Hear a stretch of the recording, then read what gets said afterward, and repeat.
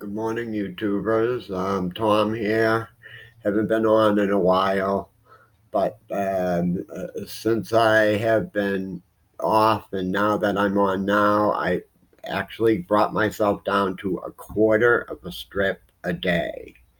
And my problem, that is a serious emergency I have right now, is throughout my Suboxone taper, I neglected to think about my Clonopin and the seriousness of running out of it. I had a nervous breakdown, was taken to a detox to stabilize, and I was let out.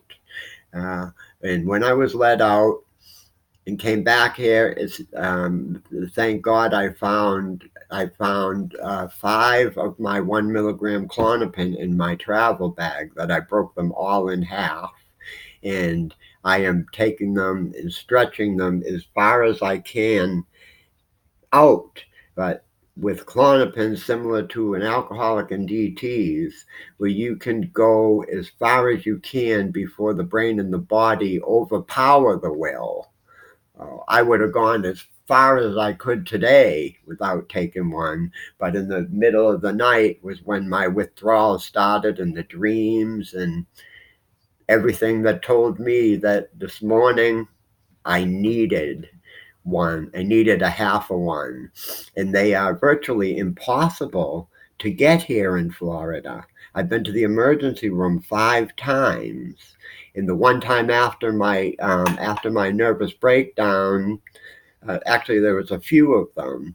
I went and I had a talk with a recovering alcoholic for quite a while, and took his advice on going in there and being honest about everything. Well, being honest in the way that I needed to be honest. And the doctor was going to write me a short-term prescription to get me till the 7th of January is when my appointment is down here. And then he brought in another female doctor that she interrogated me. I answered her questions honestly. They left, and he came back and said, Tom, I'm sorry, but I can't give you that short-term prescription because I have reason to believe you're not being honest with me. So I am in a real scary situation right now. I have 2 milligrams of Clonopin left that I am really stretching, but I know that after being on it for 10 years, 2 milligrams of Clonopin, no matter how far I stretch them, when those are gone, in a short period of time after those are gone, I'm going to wind up going into more nervous breakdowns. And if I can't find help, it's going to kill me. And because I've been on them for 10 years, coming off of them is horror, and you can't white knuckle this stuff. Is the metallic taste in your mouth, the tightening of your stomach, and the feeling behind your arms like you've been curling iron for 3 hours. And then those are just a few of the physical things, let alone the psychosomatic part of it. And it's impossible.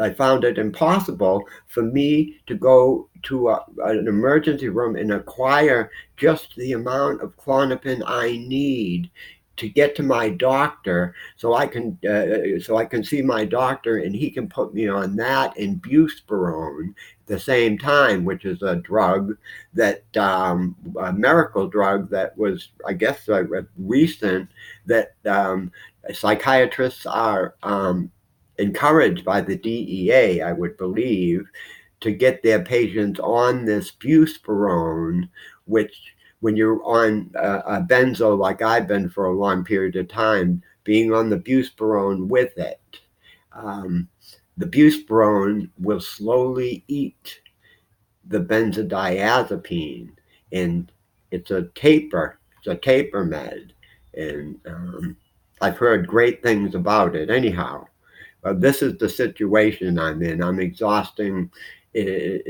every resource I can possibly think of, and I've got 2 milligrams of Klonopin left to make my decision. I mean, not really to make my decision, is to find a detox that will allow me to come in to actually keep me stable and help me taper. And now here it is 3 days before Christmas. And it's looking like if nothing happens tomorrow and all these phone calls that I make, these detoxes and these people that have been running me around, if it all comes down and turns into a dead end and I have nothing else I can do, I'm going to have to fly back to Boston. And I'm going to have to fly back to Boston, where I'm originally from, and get help there.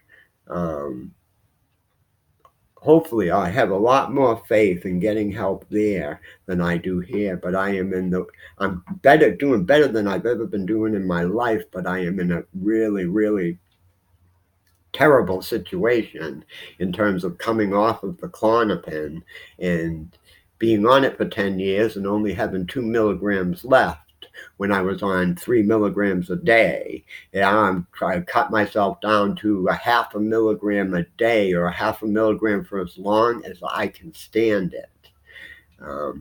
But I'd had nervous breakdowns after running out of them and going as long as I did, a series of them before I wound up in a place called Grace Point, where they stabilized me in a place called Axe with a Valium every 12 hours. I was beaten into a state of reasonableness, and I believe I had a spiritual experience. And that's why I'm on here, because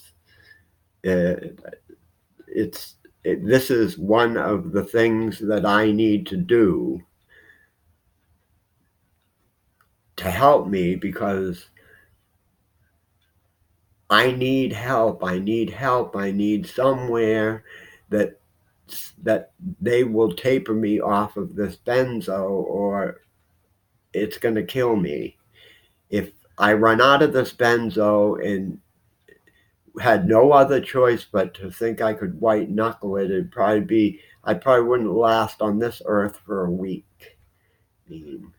And I'm doing better than I ever have in my life, and I'm ready to stomp all of this stuff into the ground once and for all.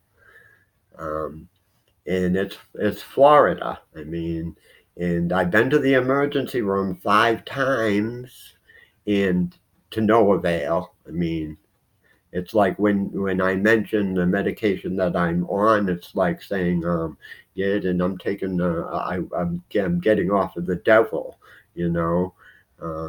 Yeah, I went, I've tapered down from 3 milligrams of the devil down to pretty much as needed.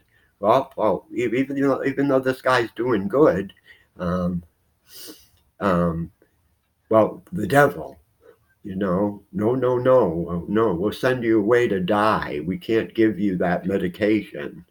So we're going to save our own necks and send you away to die. And if you die, so be it. Well, we'll still have our jobs. What's up with that? What's up with that? And I called my psychiatrist back in Watertown, and well, I tried him once. I got no response back. And my being here in Florida and him being in Watertown, well, since September, I was on 2 8 milligram strips a day. I am down to a quarter of a strip now. And this last prescription has lasted me 2 months, and I've still got 5 left. So, but I am in danger because I only have 2 milligrams of Klonopin left, and I cannot find any help anywhere. I've been to the emergency room 5 times, and I'm calling places, and I'm willing to go into another detox, whatever it takes for them to stabilize me and to keep me tapered and keep what I need in my system to keep me from dying. I mean, anyone that's on benzos, well, this is what it's all about. And this is what I never thought about. But anyone that's on benzos, it's, well, all the power to you if you're going to remain on them for the rest of your life. But if there's any chance or you have any will in your mind to get off of them safely while you can, get off of them safely while you can with your doctor. And if you don't, then you could wind up at, I've done a lot of drugs in my life. In the 30 some odd years I've been active, and this one is the most dangerous of them all. Coming off of it, well, you can stay on it and remain on it and be functionable in a haze that you don't even know that you're in.